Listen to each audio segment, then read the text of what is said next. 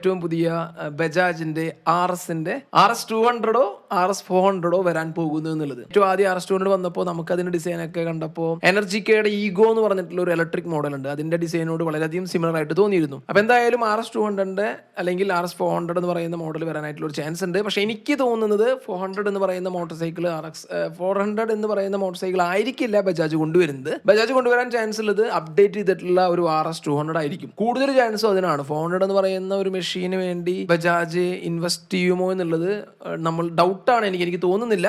Update ചെയ്തിട്ടുള്ള കുറച്ച് കാര്യങ്ങളുണ്ടായിരിക്കും. Especially നമ്മൾ എപ്പോഴും പറയുന്ന പോലെ USD ഫോക്സ്, അത് നമ്മൾ എപ്പോഴും കാണുന്നതാണ്. ഒരു ടെലിസ്കോപ്പ്, നോർമൽ ആയിട്ടുള്ള കൺവെൻഷണൽ ടെലിസ്കോപ്പിൽ നിന്നും ഒരു USD ഫോക്സ് എന്ന് പറയുന്ന രീതിയിലുള്ള ഒരു സസ്പെൻഷനിലേക്ക് വരും. പിന്നെ സ്പീഡോമീറ്ററിലെ ഒരു അപ്ഡേഷൻ ഉണ്ടായിരിക്കും. നമ്മൾ NS 200 കണ്ട പോലെ ഫുള്ളി ഡിജിറ്റൽ ആയിട്ടുള്ള ഒരു സ്പീഡോമീറ്റർ ആയിരിക്കും വരിക. പിന്നെ LED ആയിട്ടുള്ള ഹെഡ്ലൈറ്റ് എന്ന് പറയുന്ന LED അല്ല ഞാൻ ഉദ്ദേശിക്കുന്നത്, ബൈ ഫംഗ്ഷണൽ ആയിട്ടുള്ള ഓൾറെഡി ഒരു പ്രൊജക്ടർ ടൈപ്പ് ഹെഡ്ലൈം ആണെങ്കിലും ഒന്നും കൂടിയും ഒരു നമ്മൾ ഓൾറെഡി N160 അല്ലെങ്കിൽ അതുപോലുള്ള സീരീസിലൊക്കെ കണ്ട പോലെ കുറച്ചും കൂടി ഒരു ബൈ ഫംഗ്ഷണൽ ആയിട്ടുള്ള ഹെഡ്ലൈറ്റ് ആയിരിക്കും നമുക്ക് കാണാനായിട്ട് ചാൻസ് ഉള്ളത്. പിന്നെ സ്പൈ ഷോട്ടുകളൊന്നും നമുക്ക് കൂടുതൽ കിട്ടിയിട്ടില്ല. അതുകൊണ്ട് നമുക്കൊന്നും തന്നെ ഒരു കൺഫേം ചെയ്ത് പറയാനായിട്ട് സാധിക്കുന്നില്ല.